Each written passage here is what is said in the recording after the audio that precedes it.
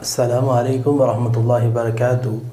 بسم اللہ الرحمن الرحیم۔ ناظرین، کن لڑکیوں سے نکاح کرنا جائز اور حرام ہے، آج میں آپ کے سامنے وہ ڈسکس کروں گا۔ سب سے پہلے بات یہ ہے کہ جب بھی نکاح کریں تو سب سے پہلے عقیدہ دیکھا کریں، لڑکی کا عقیدہ کیسا ہے۔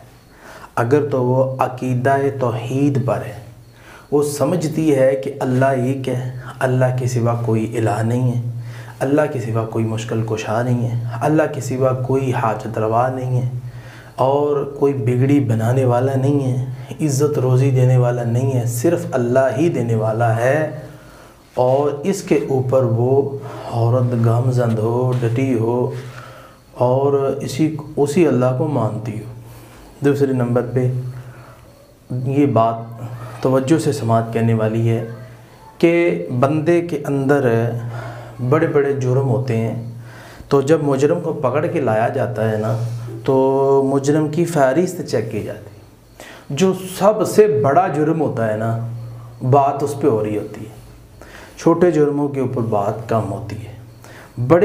بڑا جرم کیا ہے؟ عورت بے نماز ہے، یہ سب سے بڑا جرم ہے۔ اللہ نے کیا کہا؟ روز محشر جب لوگ اکٹھے ہوں گے اللہ کی عدالت کے اندر، تو اول من یحاسب به العبد یوم القیامہ الصلاۃ، سب سے پہلا اللہ تعالیٰ جو سوال کرے گا بندے کو اپنے سامنے کھڑا کر کے، وہ ہے نماز کے بارے میں۔ تو جس بندے کی نماز درست ہوئی، اس کے سارے کام درست ہو گئے، اور جس کی نماز صحیح نہیں، وہ سارے کاموں میں پھنس گیا۔ تو اس لیے کس لڑکی سے نکاح نہیں کرنا چاہیے؟ جو بے نماز ہے۔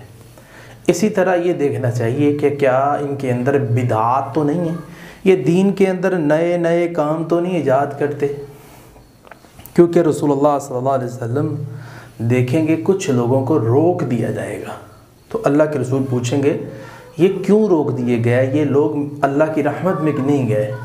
کہا جائے گا اے محمد صلی اللہ علیہ وسلم، یہ وہ لوگ ہیں جن لوگوں نے آپ کے جانے کے بعد آپ کی شریعت کے اندر، آپ کے دین کے اندر نئی چیزیں ثواب سمجھ کے بنا لی۔ تو اس لیے ناظرین، نئی چیزیں نہیں بنانی، اور اسی طرح آپ نے اور بھی جو غور کرنا ہے وہ یہ کرنا ہے کہ اسی کے ساتھ ساتھ ایک تو یہ کہ بدعات اور شرک اور نماز کا معاملہ، اور اسی طرح با اخلاق عورت جو ہے اس کا انتخاب کرنا ہے، کیونکہ رسول اللہ صلی اللہ علیہ وسلم نے فرمایا جس شخص کی یعنی بیوی جو ہے وہ برے اخلاق کی مالکہ ہے، اس کا اخلاق اچھا نہیں ہے، وہ گندے اخلاق والی ہے، اسے چاہیے کہ اسے چھوڑ دے۔ اگر وہ نہیں چھوڑتا تو اللہ تعالیٰ اس کی دعا کو قبول نہیں کرے گا۔ یہ دیکھیں نا کتنا اہم مسئلہ ہے۔ یہ چار چیزیں میں نے آپ کے سامنے رکھی ہیں، اسی کے اندر یہ بھی سمجھ آ گئی جو عورت اخلاق والی ہے، نمازی ہے، مواحد ہے، اور بدعات سے بچنے والی ہے، اور کسی کے اوپر ظلم نہیں کرتی، ایسی عورت سے نکاح کرنا چاہیے۔ اور جس کے اندر یہ پانچوں خرابیاں ہیں، ان عورتوں سے بچنا چاہیے۔ گانے سنتی ہے یا حرام کھاتی ہے، تو ایسی عورتوں سے بچنا چاہیے۔ اللہ تعالیٰ ہم سب